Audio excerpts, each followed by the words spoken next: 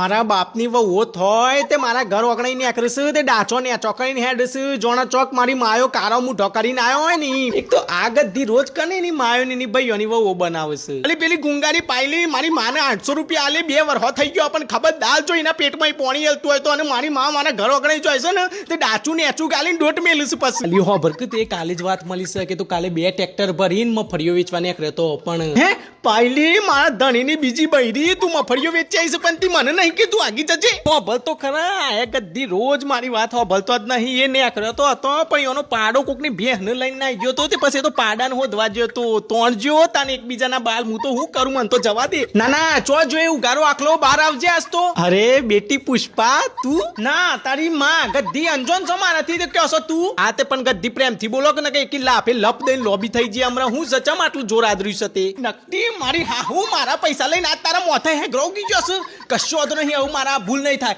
તું મારા 800 રૂપિયા લાય હેડ હાલ તો ઝેર ખાવું હોય તો એવું સીના લેવા પર એ વાસણ તને ચોય 800 આલવાની છું અરે ગદ્દી તારા જીબ્રામાં દાંતે રહું ચો સુધી ખોટું બોલ્યો ના ના કાલ તો 2 ટ્રેક્ટર પર મફળીઓ વેચીને આવ્યો છો એ ચઈ મારી હોશ થી સઈની સાતીઓ કુટુંબ હું તે મારા ઘર ઉપર નજર રાખે છે રાત ને દન એ તારો હમ અમારી પેલી પિંકી તને નરી ઓખે જોઈ છે જત પિંકી લેટાડી તને મોહણીઓ બતાવું હેડ હેડ તું આજ તો એની ઠાઠરી બોધવાની છે તું હેડ આજ માં જોડી